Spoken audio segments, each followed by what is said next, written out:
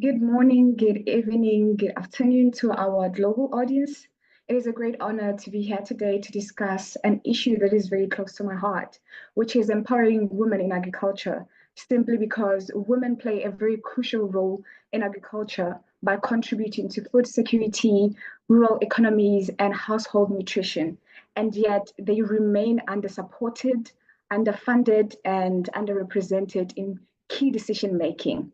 So today I will discuss how training, investment, and policy changes can create a transformative impact for women in this sector.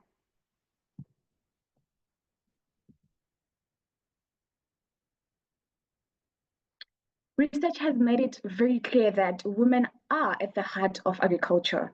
They provide labor, innovation, and knowledge that helps to sustain food production and rural livelihoods.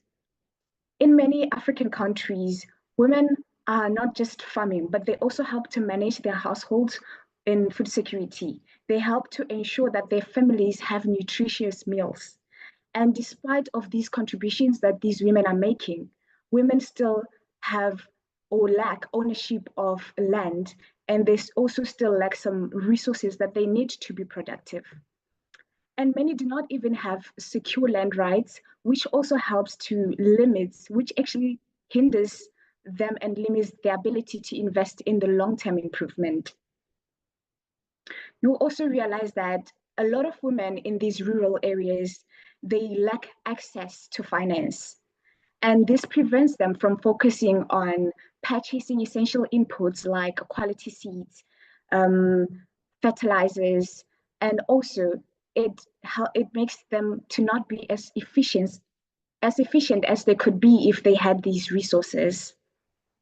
Closing these gaps will not only help us with the fairness, but it will also help with increasing the productivity, improving food security, and also fostering economic growth in Africa.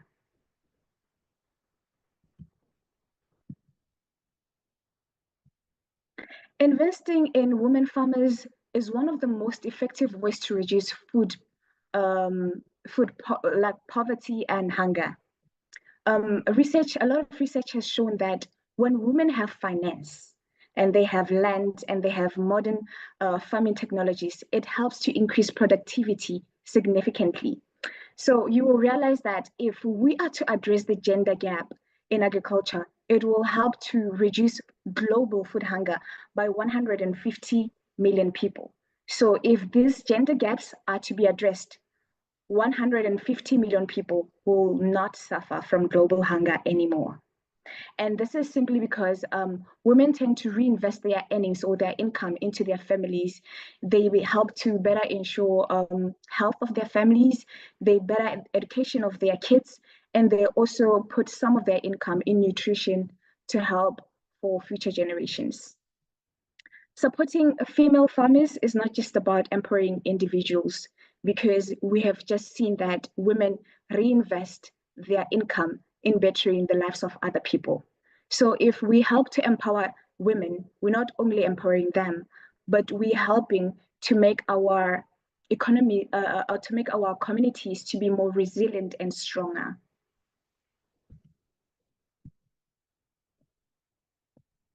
Despite the essential role in agriculture that women face, there's also a lot of challenges that they come or that they encounter, such as limited access to credit, financial lack of finance to buy machineries, to buy seeds, to buy fertilizers, to buy irrigation systems. And many women farmers do not own land, which makes it difficult for them to even get funding from government. For example, if you are from South Africa, you will know that if you need funding from government, you need to have land. So if women don't have the rights of the land, then they cannot apply for funding in agriculture, even though they are still farming. So these systematic barriers make it difficult for women to adapt to climate change. And if we were to address these challenges, it will help. We will need to focus more on policy development, bold policy interventions actually, help to increase investment as well, And we should also help with inclusive strategies that will ensure that these farmers receive support that they need to thrive.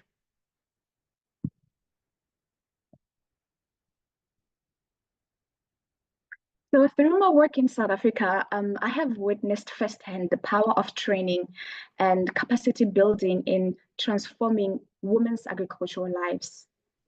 So we have a nonprofit organization through which we help to train smallholder farmers, especially women in rural areas. Because during my PhD study, I realized that one of the reasons that a lot of farmers are not efficient or they're not growing is because of their lacking skills. And we decided that we should start this nonprofit organization so that we could cater to those needs. However, we realized that training alone is not enough. We must also advocate for policy reforms that will enable to secure land, to access funding, to integrate into profitable agricultural value chains. When women are given the rights to tools, to opportunities, they do not only improve their own lives, but they also strengthen the lives of the communities that they reside in.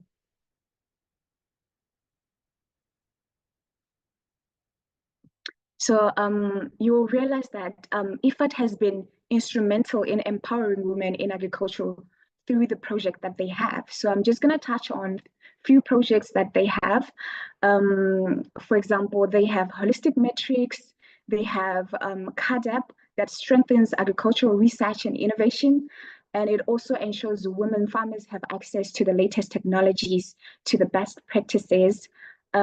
Also, one of the projects that they also have is the Zero Hunger Project, which helps to ensure that women are central to food security efforts, giving them the tools, the resources to combat malnutrition in their communities.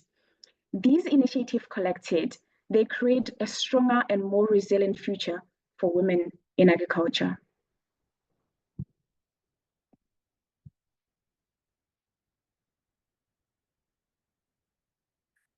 Now, women should not only be seen as struggling smallholder farmers, but as business leaders in agriculture because that is who they are.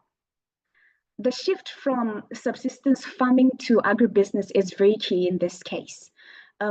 We need to visualize women as commercial farmers. And if we do it that way, then we'll help to open a lot of doors for them so that they can have large scale investment. They can also be considered for export markets so that they can also be considered and be included in policy making.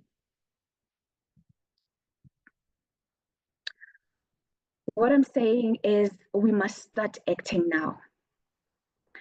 Governments must invest in women by providing grants, subsidies, low interest loans. Also, training programs should, try to prioritize on women, ensuring they have access to agricultural extension services, and also make sure that there are more efforts to facilitate market access through cooperatives and export opportunities. Above all of these initiatives that I'm proposing, I believe that policy must change to guarantee that the land rights and the financial inclusion of women in agriculture is ensured.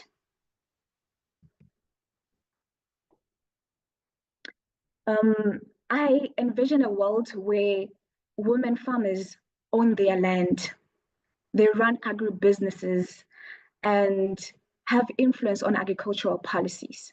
So we're not just trying to put women in a bigger table, but what we're doing is we're trying to make sure that their voice is impactful. They are actually heard. Envision a future where African women are leaders in commercial farming enterprises. It's time to move from charity to invest in the woman's success. So growing up, I used to hear a lot of a quote that says, if you want to feed someone, you don't have to give them fish. Instead, you need to train them to teach them how to fish so that they can be able to sustain themselves for a lifetime. However, with my experience, or let me say, with the background where I come from, that doesn't necessarily work. With a lot of developed countries, yes, that can work. But in this case, if we're focusing on smallholder female farmers who do not have resources to fish, even if we can teach them how to fish and they have a lake or a river next to them, as long as they do not have resources, they still cannot fish. What I'm saying is that we don't just need to provide training, but we also have to try to capacitate these smallholder farmers with fishing kit, which is investment of inputs that they need to be productive.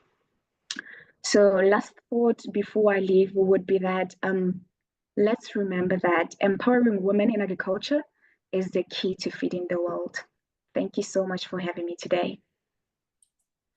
Thank you very much, very much, Alina. Very informative and nice presentation. And thank you very much for putting this together. Really wonderful.